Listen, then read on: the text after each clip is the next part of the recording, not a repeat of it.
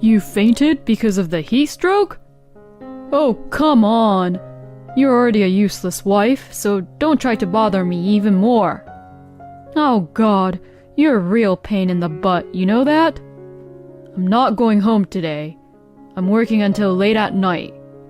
Also, I have an important meeting going on right now, so do something about it on your own. See ya! With that, my husband, Max, hangs up the phone. I fainted and I'm in pain, and this is how he treats me. I guess he doesn't care about me at all. What? The phone call I just had now? Oh yeah, it was something about my wife fainting. Oh, it seems like he didn't hang up the phone.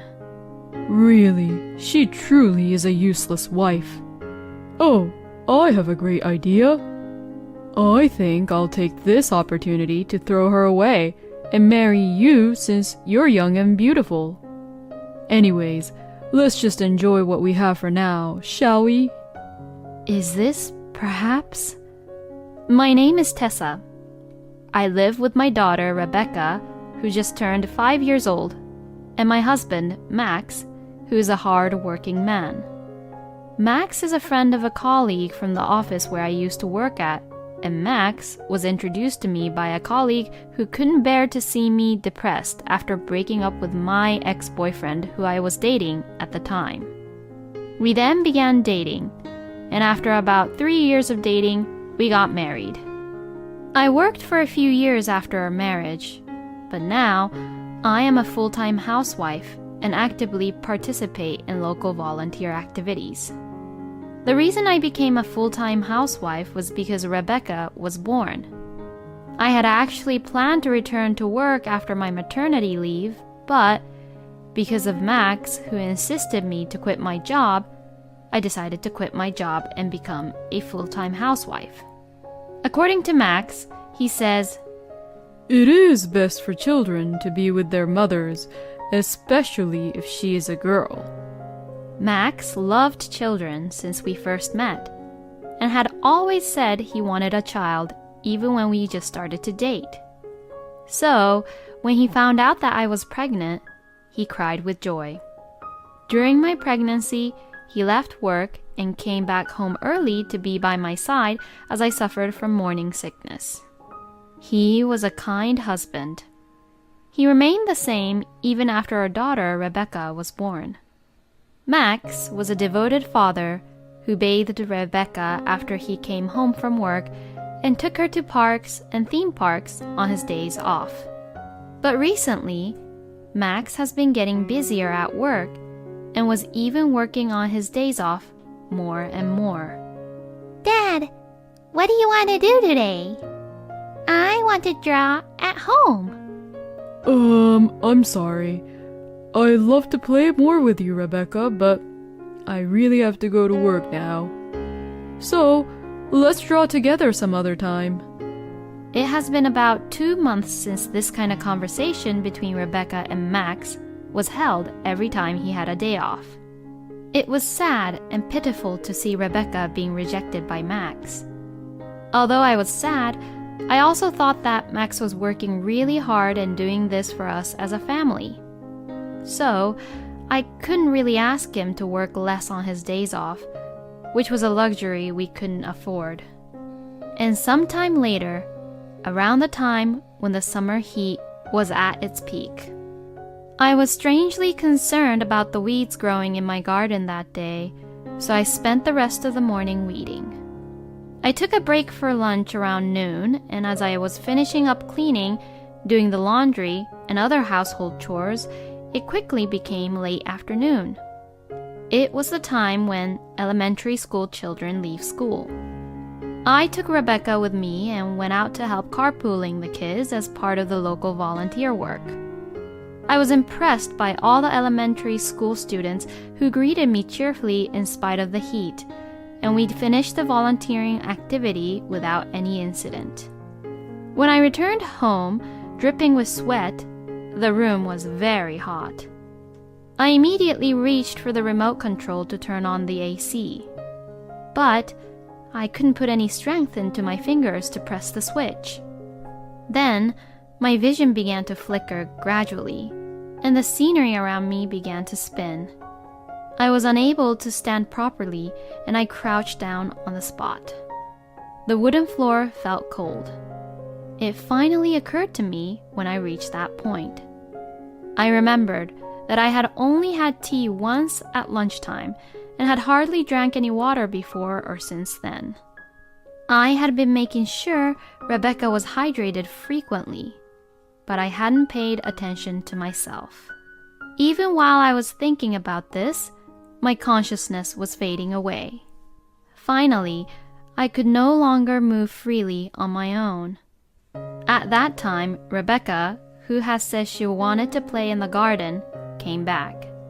Seeing me fainted in the living room, Rebecca's eyes grew widely and was surprised to see me lying down on the floor. Mommy, what's wrong? Do you feel sick? Rebecca rushes over to me. I couldn't speak and just nodded. Then, Rebecca, even though she's very young, she sensed the urgency and ran out of the house and brought the neighbors over. Mommy fainted! Please help! The neighbor then used our home phone to call for an ambulance. While the ambulance was on its way to the hospital, I was barely conscious. I could see the worried faces of my neighbors who sympathized me and Rebecca. We arrived at the hospital and I was taken to the emergency room and was treated quickly. As I had expected, it was heat stroke.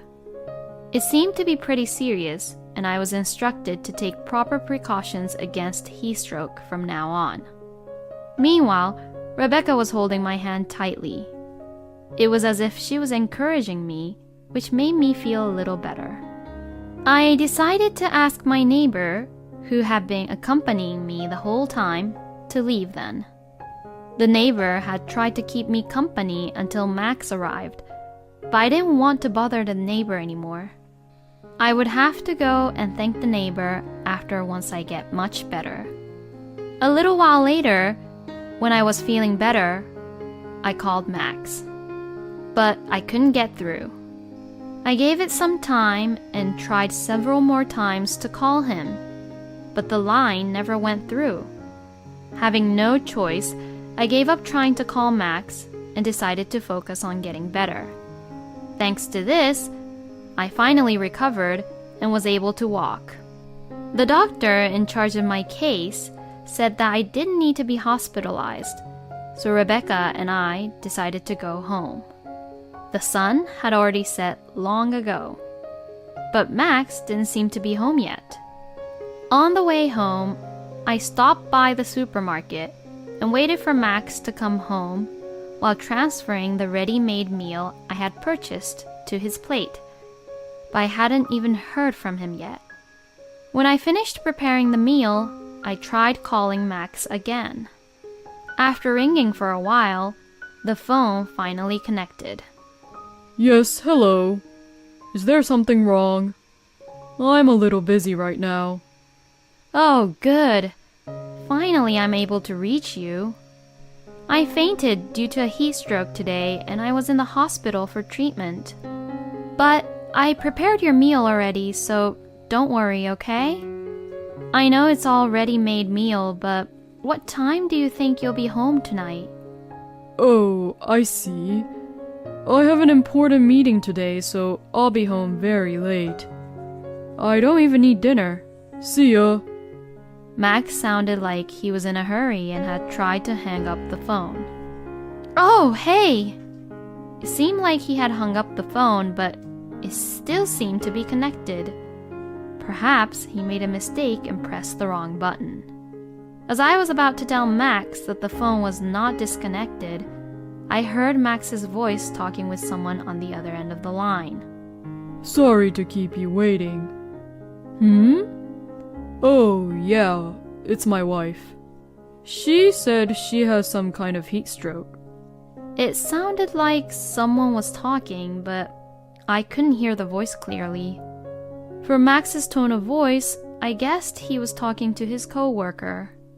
From the pitch of the voice, it sounded like a woman. But Max doesn't have any female coworkers. No, it's fine, it's fine. She seemed fine and was probably just exaggerating. I mean, she stays at home every single day and doesn't do anything. I don't know what she's doing, not even going to work. Even though she's a housewife, she makes me do the housework, and it's almost as if I'm taking care of our daughter. I might have married the wrong person. I mean, my daughter is cute, but, you know. I couldn't believe my ears when Max said that. I subconsciously pushed the recording button on my cell phone. Oh, I have a great idea. Wouldn't it be great if I divorced my current wife, took my daughter, and remarried you? A cute daughter, a hard-working, young and beautiful woman like you, and I. We'd all make a great family, don't you think? As Max said this, I heard someone cackling and laughing. Then, I heard someone's voice clearly, and the voice was getting close to the phone. Are you asking me to be the mother of your child all of a sudden? Well, your daughter is cute, so maybe that's not too bad of an idea. Well then, you have to promise me. Hurry up and divorce your current wife and become my husband. Yes, I will. Anyways, let's continue what we were doing here. I can be with you for a long time today. And that was when I hung up the call. Just like when I fainted from heat stroke, every power and energy had left my body. It would be strange not to suspect Max to be cheating on me after hearing this conversation. Max had been lying to Rebecca and I this whole time, and he was having an affair with another woman. I thought he was a good husband and a father, and a great family man, but he betrayed me. He used to be so kind. Where did that Max go to?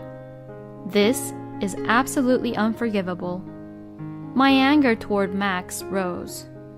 I want to get back at him somehow. Then I suddenly remembered. I wondered if the call I just heard was recorded properly or not. I checked my cell phone and played back the recorded data. Thank God. It was in the middle of the call, but it was recorded properly. But this alone might not be enough evidence of Max's affair. So later that day, I visited a detective agency with this recorded data. I asked for a background check on Max and listened back to the recorded data I had brought into the agency. At first, we didn't notice it, but there was some casual music playing in the background in the call. The detective told us that the music was from a TV commercial that was playing in a certain hotel. And if it's that hotel, then that hotel would be near Max's workplace. From there, a week-long background check was completed, and I was told the results. As I had expected, Max was having an affair with a woman at work. I had the detective stake out at that hotel on the days when he left for work, saying that he would be home late at night, or on the days when he worked on his days off. And the detective was able to capture Max and his mistress entering the hotel together in a photograph. The detective also checked out the name of the other woman, Ashley, who had recently joined the company. According to the investigation, the two had an affair about a month after Ashley joined the company. In the beginning, they were just exchanging cheeky emails, but they got a taste of it and they started having an affair. Just hearing the story is horrifying. But anyways, now I was finally ready to get back at them. Then came Sunday. Max tried to leave the house again, saying he had to work on his day off. But I already knew that was a lie, because I had already checked with his workplace in advance. I had already confirmed with Max's boss that he isn't that busy where he had to work 90 hours per month for the past month and the upcoming months. That was what Max's boss had told me. When I tried to confirm with Max's boss, he seemed to get some kind of hint while answering to my questions, but I just thanked him and quickly hung up the phone after. I told Rebecca to go play in her room, and as Max was about to leave, I stopped him and sat him down on the sofa in the living room. Hey, I need to talk to you about something. I've told you before, I have to go to work today too. Stop lying. I know everything. I presented Max with the evidence of the affair that I had received from the investigation. Max then had a surprised look which said, "Oh crap. You know what I'm talking about, don't you? While I was in the hospital after fainting from heat stroke, you were happily having an affair yourself, weren't you? Rebecca was asking you to play with her, but you lied and had an affair with another woman, right? Do you realize what you did?" Then, Max knelt down on the floor and bowed his head. Oh, I'm so sorry. I didn't mean it. Because it's that woman's fault. She forced herself onto me because she knew that I was easy to get to. I'm a victim too. I'll break up with Ashley, and the three of us will continue to be a family as usual. Alright? Max said things that I couldn't tell if he was apologizing for making a mistake or making excuses, so I began to play something for him. It was that recording. Max's face turned red and then got pale as he listened to the recording. The only reason I became a housewife is to fulfill your wishes. And when I say I'm doing the housework, you just take the garbage that I put together. You take care of Rebecca, you bathe her and play with her, but I'm the one who takes care of Rebecca during most of the day. Where did that kind and gentle person I knew go to? Max mumbles on saying, That's... and but... I'll divorce you just like you wanted. But I will raise Rebecca on my own as I always have. It's not good for her education if she stays with a liar like you. Oh, that's right. Of course, I will charge you alimony as well. You and your mistress will be both charged with alimony. As I said this, I threw the divorce papers at Max. Max just stared at it as it fluttered in the air. Then, Rebecca, who was supposed to be playing in her room, came in. She had apparently gone to the bathroom. Oh? Daddy, you're not going to work today? Yay! Then come play with me. Didn't you say the other day that you would draw with me? Rebecca said that as she hugged Max. At that point, Max finally realized what he had done and how he could never take it back. So he hugged Rebecca back and quietly started to cry. In the end, Max and I got a divorce. When I saw the two of them embracing together, I really questioned myself if I did the right thing, thinking that I might have taken her father away from my own daughter, but I decided that, in the end, I chose the right thing. Some might think, how could I divorce someone over a single mistake? But thinking about Rebecca's future, I felt that our divorce was inevitable. Because a person who has betrayed you once is sure to betray you over and over again. After the divorce, as I had declared previously, I demanded alimony from Max and his mistress and received it. I will be using this money for Rebecca. According to the rumors, the mistress, who had a habit of spending money on luxurious things, sold all the brand bags and accessories she had been collecting in order to pay the alimony and desperately trying to make ends meet. It seems that she didn't want her parents to know that she was paying alimony for the affair. The mistress, who was left almost penniless, is now quietly and soberly going about her business. Max apparently thought about returning to his parents' home near his workplace, but he was accused of his own affair and got disowned by his parents. He now lives alone in an apartment.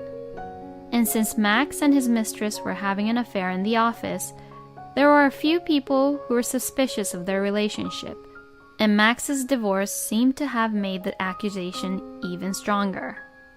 I had a hard time explaining the divorce to Rebecca. We're going to live separately with your dad from now on."